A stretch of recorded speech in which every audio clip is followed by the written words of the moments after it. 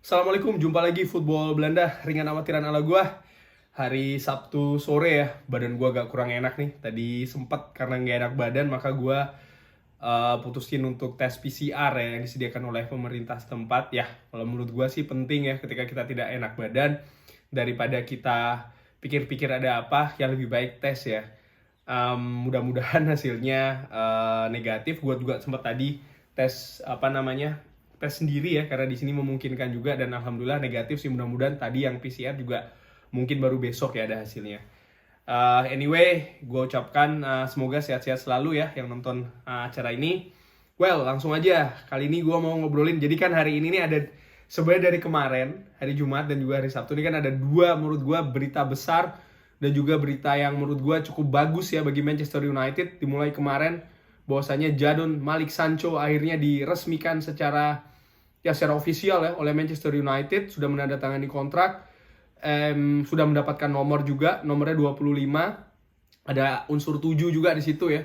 Ya kalau menurut gue sih ringan amatiran, ini kan nomor 7 itu kan sangat erat katakannya kaitannya dengan sayap kanan ya, walaupun tidak seluruh pemain yang menggunakan nomor 7 di Manchester United utamanya ini bermain di sayap kanan ya. Kita tahu ada David Beckham pastinya yang pernah bermain di sayap kanan, lalu juga Cristiano Ronaldo ya, walaupun juga dia berganti-ganti dan terakhir malah jadi penyerang.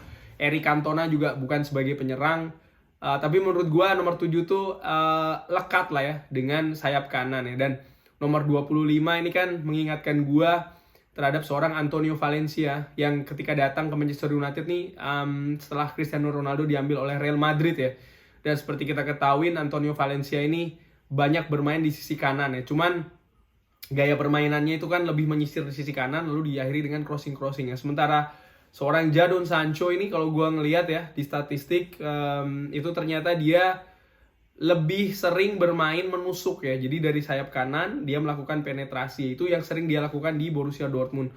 Dan uniknya lagi tidak hanya dari sayap kanan tapi juga dari sayap kiri. Dan menurut gue bisa jadi ini akan sering kita lihat untuk musim depan, dimana musim lalu ini kan kita sempat menempatkan beberapa orang ya, katakanlah seperti Mason Greenwood, kadang juga Marcus Rashford di sisi kanan, dengan harapan juga ada melakukan penetrasi ya. Cuman menurut gue ya tetap saja seorang Marcus Rashford, seorang Mason Greenwood katakanlah posisi naturalnya kan bukan sebagai sayap kanan ya. Jadi menurut gue ya wajar kalau tidak optimal katakanlah. Dan fakta menarik laginya adalah ini akan memperkaya pilihan pastinya ya untuk Ole Gunnar Solskjaer.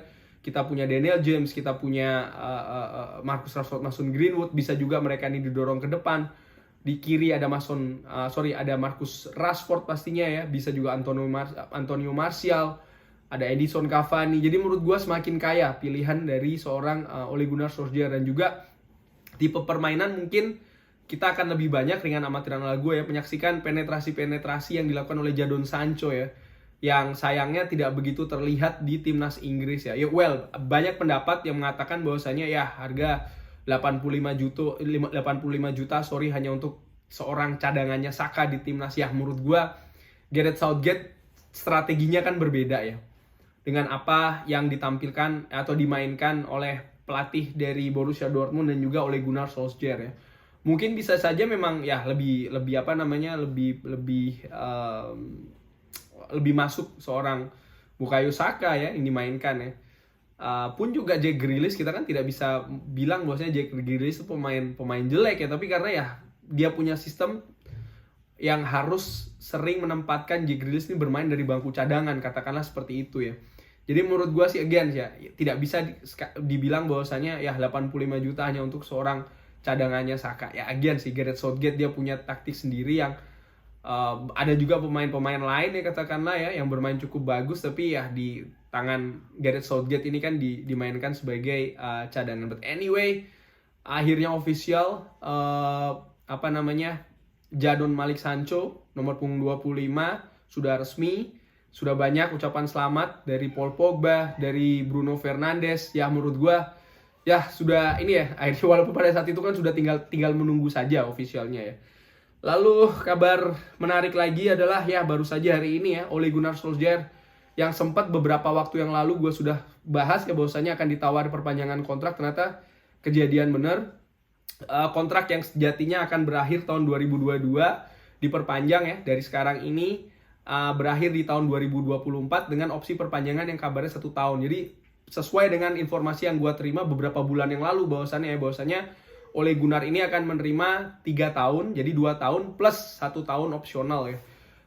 Tentu saja ini kabar bagus karena apa? Artinya Ole Gunnar ini akan menjadi pelatih Manchester United dengan durasi terlama setelah Alex Ferguson ya. Sempat kita ada Louis van Gaal, Moyes, Jose Mourinho. Ya durasinya tidak selama Ole Gunnar Solskjaer ya. Ini juga artinya apa? Artinya manajemen mengapresiasi apa yang telah dilakukan oleh Ole Gunnar selama ini ya. Sehingga ya itu tadi sih, kalau tidak diapresiasi tentu saja kontrak tidak akan diperpanjang ya dengan apapun itu keadaannya. Karena memang fakta bahwasannya Ole Gunnar Solskjaer ini belum bisa menghadirkan piala katakanlah bagi Manchester United, ternyata itu tidak begitu disoroti, bukan itu yang menjadi pertimbangan resmi katakanlah atau pertimbangan utama katakanlah ya dari manajemen. Karena kalau itu yang dijadikan pertimbangan utama maka ya Ole Gunnar tidak di sini, tidak akan ditawari perpanjangan kontrak ya. Karena kontraknya pun juga akan berakhir tahun depan. Bisa jadi manajemen akan menunggu apa yang terjadi tahun depan sebelum memberikan perpanjangan kontrak. Tapi ini kan tidak ya, sudah diberikan perpanjangan kontrak dulu. Artinya apa?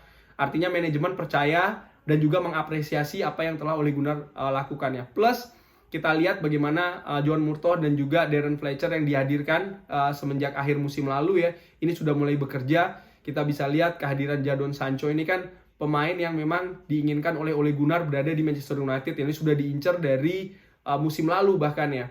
Kalau gue lihat nih daftar pemain-pemain yang dihadirkan di zaman Ole Gunnar ini kan tidak banyak yang artinya muncul karena keinginan dia ya. Harry Maguire itu requestnya Mourinho, Bruno Fernandes betul dari seorang Ole Gunnar, dan kita tahu ya bagaimana kualitas nyetel katakanlah seorang Bruno Fernandes ke sistem yang dibangun oleh Ole Gunnar ya. Lalu ada Aaron Wan-Bissaka juga, Donny van de Beek bukan dari dia, tapi ya dia tetap ada development dan kita lihat apa yang akan terjadi bagi seorang Donny van de Beek musim depan. Ya kalau gua ngeliat daftar pemain termasuk pun juga Edinson Cavani ini kan bukan top listnya ya katakanlah ya dari requestnya Ole Gunnar. Dan menurut gua datangnya Jadon Sancho ini kan menunjukkan bahwasanya ada dukungan, ada support dari manajemen ya. Kita lihat siapa-siapa saja yang akan didatangkan setelah Jadon Sancho. Kabar yang kencang sekarang ini adalah Varane juga ada di list yang di request langsung dari Ole Gunnar. Gua harapin sih ada seorang DM ya, DMC, dan kita juga masih menunggu nih perkembangan dari rumor ya seorang Paul Pogba apakah akan PSG ataukah akan stay di Manchester United. Anyway, kabar bagus bagi Manchester United, Jadon Sancho sudah diresmikan, Ole Gunnar diperpanjang.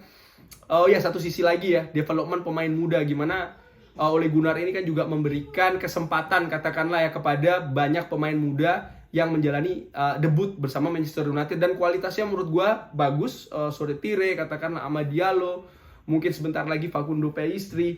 Kita melihat banyak perkembangan bagus lah katakanlah dari sisi development pemain muda, dan menurut gue ya overall inilah yang membuat manajemen dengan amatiran ala gue ya memberikan kepercayaan, memberikan durasi lebih lama lagi untuk Ole Gunnar ini untuk bisa bekerja di Manchester United ya. Tapi tidak ada makan siang gratis. Jadon Sancho sudah dihadirkan, mungkin ada pemain lain juga yang akan hadir. Ole Gunnar sudah diperpanjang kontraknya, artinya apa? Musim depan gue bisa bilang ekspektasi, target akan lebih tinggi lagi ya bagi seorang Ole Gunnar Solskjaer, dan menurut gue ya ini juga akan kita lihat ya bagaimana ya hasil yang akan diterima. Kalau menurut gue sih ya dengan amatiran ala gue, kalau seandainya Manchester United ini bisa stay di zona Liga Champions, menurut gue tuh sudah bagus ya. Artinya bisa dikatakan aman. Tapi kalau seandainya Manchester United berada di luar zona Champions, maka ini bisa jadi akan lampu kuning, bahkan lampu merah bagi seorang Ole Gunnar Solskjaer. Kenapa Champions League? Karena ya bagi tim yang bermain di Champions League, apalagi stadion sudah bisa full musim depan, ini kan secara bisnis akan menguntungkan bagi tim itu sendiri ya. Jadi menurut gue beban musim depan bagi seorang Ole Gunnar akan lebih berat ya. Mungkin cibiran-cibiran, kritikan akan lebih tajam lagi ya. Sekian Football Belanda, jangan lupa like, jangan lupa subscribe. Wassalamualaikum warahmatullahi wabarakatuh. Sehat-sehat semua.